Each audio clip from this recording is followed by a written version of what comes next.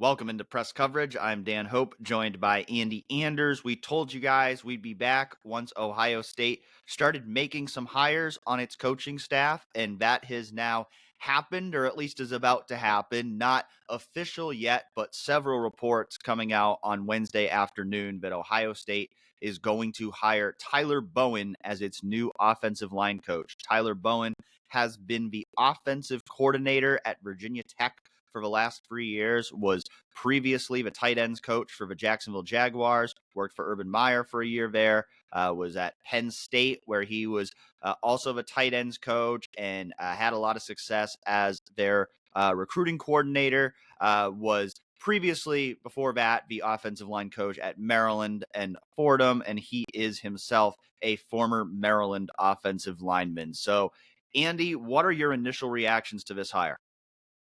I like it quite a bit, honestly, mainly for the recruiting side of things, right? You talk about a guy that was a recruiting coordinator replacing, we know Justin Fry struggles recruiting, even Greg Studrawa's struggles recruiting before that for Ohio State's offensive line coaching position. And while Fry at the end of his career proved that he could develop despite some of those recruiting misses, and really, of course, Ohio State's 2024 offensive line is a fantastic story, a fantastic coaching job by him developing on the field. But when you talk about attracting elite high school talent and a depth of good high school talent, filling out your classes, there were some clear misses and some clear shortcomings from Justin Fry.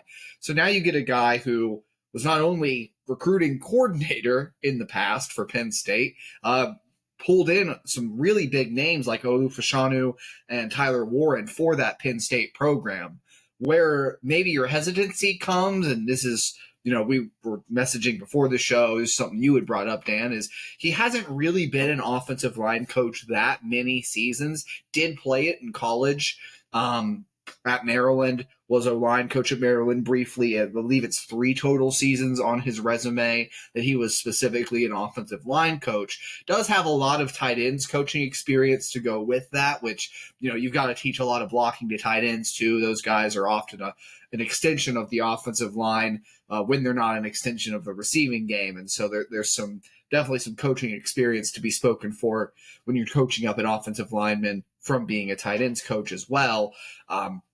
That's the one hesitancy I have. You can talk about, there were some struggles when he was offensive coordinator for Virginia Tech's offense, but we saw it with Matt Guerrieri this past season, who did a really good job at safeties coach for Ohio State and did a really good job on the recruiting trail too. Position coaching and being a coordinator, like Ohio State isn't bringing him in to be the OC. He might have some contributions behind the scenes schematically, but that isn't, he's not being hired as the offensive coordinator. Ohio State's still looking to fill that position. And so you look at what he brings to the offensive line room. If nothing else, I think this will be the best recruiter Ohio State's had at the offensive line coach position for the past several hires. I think if this was the offensive coordinator hire, I probably wouldn't love it because if you look at, the past few years at Virginia Tech, they didn't have a great offense with him as the offensive coordinator. And that might be part of why he's making this move now to go be an offensive line coach when he was an offensive coordinator. But I think the fact that he has that experience as a coordinator, as an offensive play caller is valuable, especially when you consider the rumors that are out there. But it certainly feels like Brian Hartline is most likely the front runner to be the new offensive coordinator at Ohio State. And if Ryan Day ultimately decides to make that move with Brian Hartline, you'll be promoting a guy into that role who has never been a primary play caller before. So to bring in someone else with play calling experience who's viewed as an innovative offensive mind, I think that was always going to be something that you wanted. If you make that move to promote Brian Hartline, you were going to want to bring in another assistant to fill one of those vacancies who could bring some more experience in that coordinator type capacity to assist Brian Hartline, to assist that offensive staff. I think that's something that Tyler Bowen can give them. And so I think that's a positive.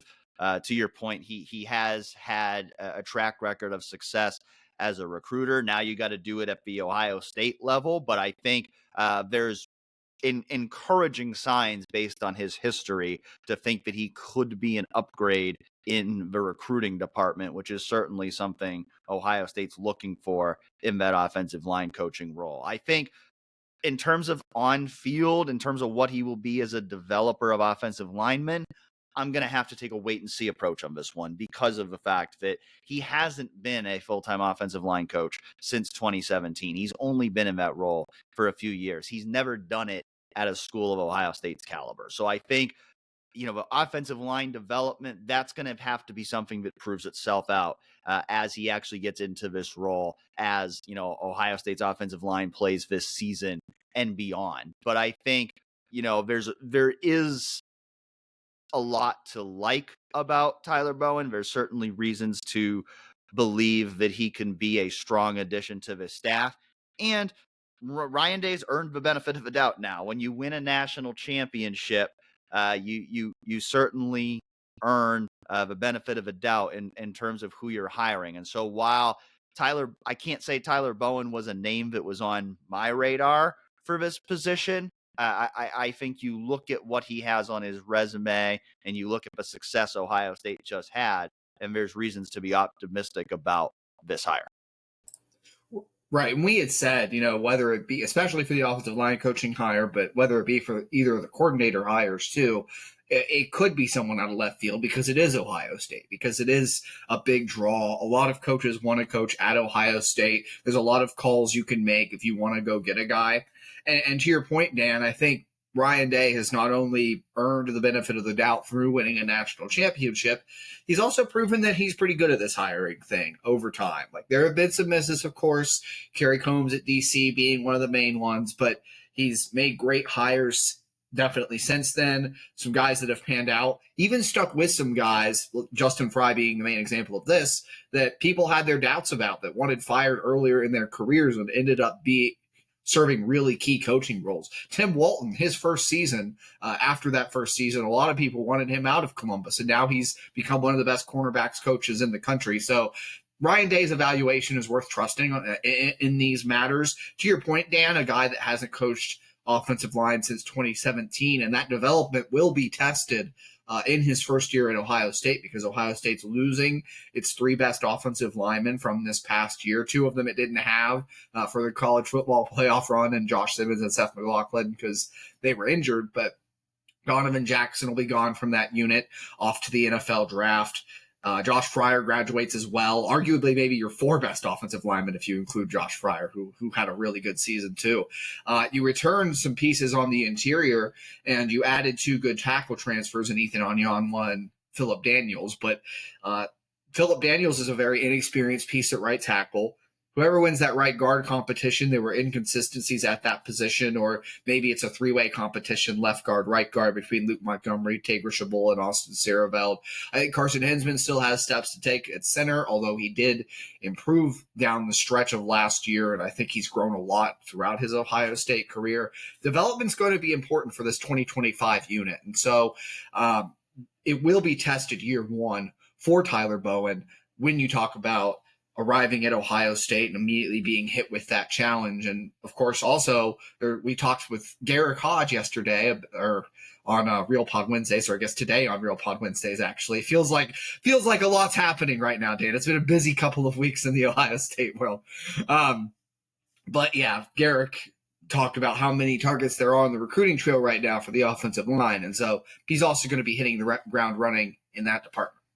Yeah, we're really going to see Tyler Bowen get tested as a recruiter first before we really see what he is as a developer. The development stuff's not going to prove itself out until the season actually begins. But the recruiting stuff is going to prove itself out very quickly because, as Garrick mentioned on Real Pod Wednesdays, there are a lot of high-profile offensive line targets that Ohio State is pursuing right now, especially in-state. I think a big priority for Tyler Bowen in these first couple months on the job, beyond getting ready for spring ball, is going to be making sure you build strong relationships, starting with those in-state guys like Maxwell Riley, like Sam Greer, like Adam Guthrie, Micah Champ-Smith, a guy who really likes Ohio State. Building relationships with those guys is going to be crucial. And then you got to try to go make those big swings too. If Tyler Bowen can pull off getting a guy like a Jackson Cantwell or an Emmanuel Iheanacho, that 5-star out-of-state prospect that Justin Fry wasn't able to get at Ohio State, he'll become a popular man in Columbus very quickly. And so both his recruiting and development are going to be put to the test in year one. I think the good news for Tyler Bowen is the cupboard's not bare in either area. You're coming in on the recruiting side with a great starting point because of the fact that the state of Ohio has several really good offensive linemen in this 2026 recruiting class that he will have a chance to go recruit. And then on the development side, while you have players like Carson Insman, like Luke Montgomery, like Tegra Chabot, like Austin Sierreveld, who need to take steps, they all have experience. So I think he's coming in with a good foundation. I think, I think things in both areas are set up well for him to succeed. Now he's got to come in and prove it in his first year, because as we've talked about before, Ohio State just won a national championship. That buys you some leeway, but the expectations are still going to be just as high here in 2025. And so Tyler Bowen will certainly be put to the test right away. Those are excellent points, Dan. And I'm just excited to see how it all clicks, how the transition of power goes in that offensive line room, so to speak. And there are some exciting pieces with that group, a lot of exciting new pieces, whether it be Luke Montgomery, Ethan Onyanvar, Phillip Daniels. So just eager to see how it clicks in year one at Ohio State for Tyler Bowen. Two big hires for Ohio State still to make, as it remains in the market for an offensive coordinator and a defensive coordinator. So we'll be continuing to cover those developments as they happen over on 11warriors.com. And when Ohio State makes more hires, we'll be back for more episodes of press coverage to break those hires down. So thanks for joining us this time, and we'll catch you next time.